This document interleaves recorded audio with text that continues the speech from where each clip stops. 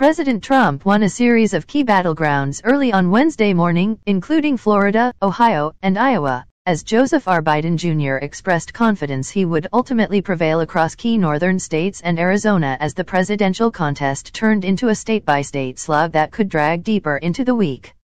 "We believe we are on track to win this election," Mr. Biden said in a brief speech after 12:30 a.m. Eastern, saying he was optimistic about the outcome once all the votes were counted. No full states had yet flipped from their 2016 results as of 1 a.m., but several key states had huge portions of ballots still to be counted. Mr. Biden did flip a single electoral college vote that Mr. Trump had won in 2016, carrying Nebraska's 2nd congressional district, which includes Omaha. With millions of legitimate votes still waiting to be counted, Mr. Trump prematurely and recklessly declared that he won the election. Appearing at the White House, he pressed for more vote counting in Arizona, where he is behind, and called to stop the count where he is ahead as he baselessly declared the election a fraud on the American public. In an unprecedented move that drew bipartisan condemnation, the president said he intended to go to the Supreme Court to intervene to halt the legitimate counting of the vote. So far, Mr. Trump was holding off Mr. Biden in 2 southern states that the former vice president had hoped to snatch back from the Republican column, Georgia and North Carolina. These were not must-win states for Mr. Biden, but he spent heavily in both states and visited them in the final stretch of the campaign. Mr. Biden lost Texas, a long-shot hope that some Democrats invested in late in hopes of earning a landslide repudiation of Mr. Trump that did not arrive. Georgia has not gone Democratic since 1992. But while Mr. Trump held a narrow lead, much of the remaining vote to be counted appeared to be in the greater Atlanta area, where Mr. Biden performed strongest. Shortly after Mr. Biden spoke, Mr. Trump responded on Twitter, misleadingly saying he was up big and claiming without evidence that they are trying to steal the election. Twitter immediately marked it as content that was disputed and might be misleading. The most encouraging sign on the map for Mr. Biden was in Arizona, where he was leading in a state that Mr. Trump won in 2016. He won New Hampshire and Minnesota, 2 states that Hillary Clinton had only narrowly carried 4 years ago and that Mr. Trump had once hoped to flip in 2020. "We're going to win this," Mr. Biden said, urging patience. Mr. Biden's win in Nebraska's 2nd district was only one of the 270 electoral college votes that he needs. But it could prove important. It opened a potential pathway to the White House without winning Pennsylvania, if Mr. Biden carried all the states that Mrs. Clinton did and added Michigan, Arizona, and Wisconsin, plus Nebraska's lone vote. In a briefing for donors on Tuesday night, Biden campaign officials acknowledged underperforming among Cuban Americans in the Miami area, but saw positive signs with their strength in some suburbs in Ohio that they said could be predictive across the Midwest, according to 2 people familiar with the matter. Campaign officials signaled that Biden's team was preparing to wait for votes to be counted in 3 northern battlegrounds that Mr. Trump carried in 2016: Pennsylvania, Michigan, and Wisconsin, where it still feels bullish. North Carolina and Arizona could still be called relatively quickly. But vote counting in the so-called former blue wall that Mr. Trump flipped in 2016: Michigan, Wisconsin, and Pennsylvania is not expected to be completed until later in the week.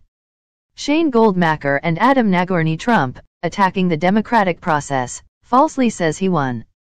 Monitoring election results at a Republican watch party in Richmond, Texas, on Tuesday. Credit Tamir Khalifa for the New York Times. With millions of votes still left to be counted, President Trump early Wednesday falsely declared that he had won his race for re-election, warning that he would go to the Supreme Court to try to prematurely shut the election down.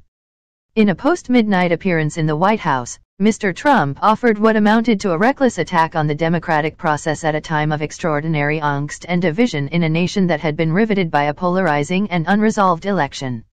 He listed states where he falsely claimed he had already won, like Georgia, where Republicans thought Joseph R. Biden Jr. had a solid chance of winning, as he baselessly argued that opponents were trying to steal the election from him. Mr. Trump's combative remarks offered a sharp contrast with an appearance an hour earlier by Mr. Biden, who counseled the nation to be patient.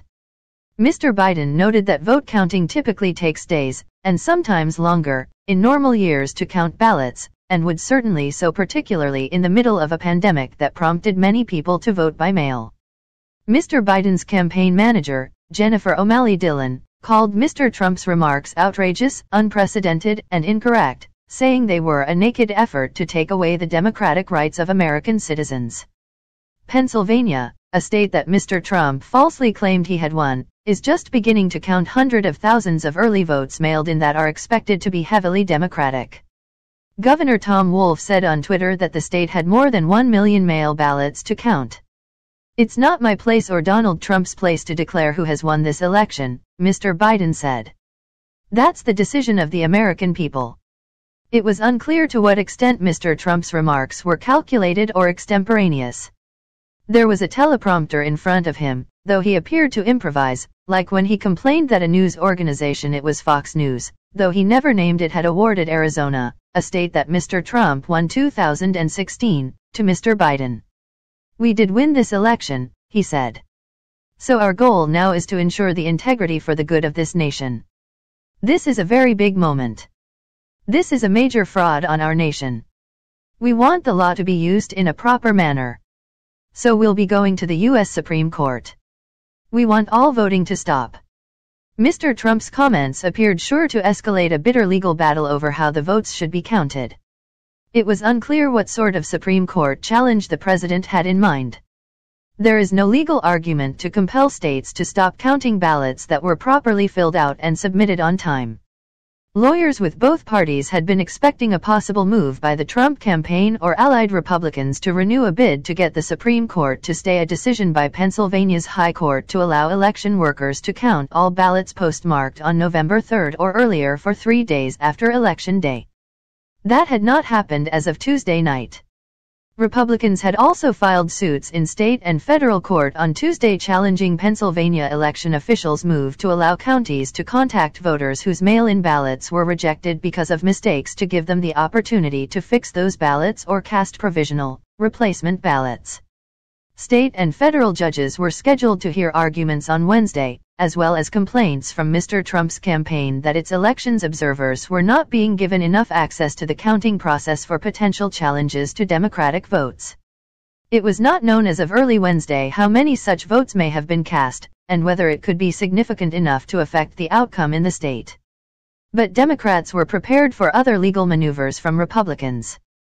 Mr. Trump's campaign has planned its legal strategy for months, and it was always devised to address the very scenario that emerged overnight Tuesday, one in which election night returns showed Mr. Trump winning in states in which mail ballots threatened to tip the balance to Mr. Biden. Mr. Trump's defiance, his rejection of an election while it was still playing out, and his threat of legal action shocked even some of his top Republican supporters. "It's a bad strategic decision," Chris Christie, the Republican former governor of New Jersey and an advisor to the president, said on ABC. "It's a bad political decision." Adam Nagorny and Jim Ruttenberg advertisement continue reading, "The main story: ballots have never been fully counted on Election Day. Large numbers of ballots remain to be counted in Milwaukee." Credit Chang W. Lee / The New York Times. The argument President Trump made early Wednesday that he had won an election in which millions of validly cast ballots remained to be counted was a blatant misrepresentation of the electoral process. No state ever reports final results on election night. No state is legally expected to, and if the Supreme Court were to force states to stop counting ballots simply because midnight on Tuesday has passed, as Mr. Trump said he would ask the justices to do, it would be an extraordinary subversion of the democratic process that would disenfranchise millions of voters who cast valid, on-time ballots. There is nothing new or unusual about prolonged vote counts. In 2008, it took 2 weeks for Missouri to be called for John McCain. In 2012, it took 4 days for Florida to be called for Barack Obama. There was no dispute about the legitimacy of these results, it simply took time to finish counting the votes. In fact, one of Mr. Trump's own cherished victories, in Michigan in 2016, was confirmed only after 2 weeks of counting. Americans are accustomed to knowing who won the presidency on election night because news organizations project winners based on partial counts, not because the entire count is completed that quickly. Because so many people voted by mail this year in response to the coronavirus pandemic, it is taking longer in some states to make accurate projections. But the final, official results will come exactly when they always do, by the certification deadlines each state has set, ranging from 2 days after the election in Delaware to more than a month after in California. Mr. Trump sought in his speech from the White House, just as he and his campaign sought in the weeks leading up to Election Day, to conflate two separate things, the casting of ballots after Election Day, and the counting of ballots after Election Day. We want all voting to stop, he said, but it already has. No votes are currently being cast. What Mr. Trump is suggesting is that states not count ballots that were already cast.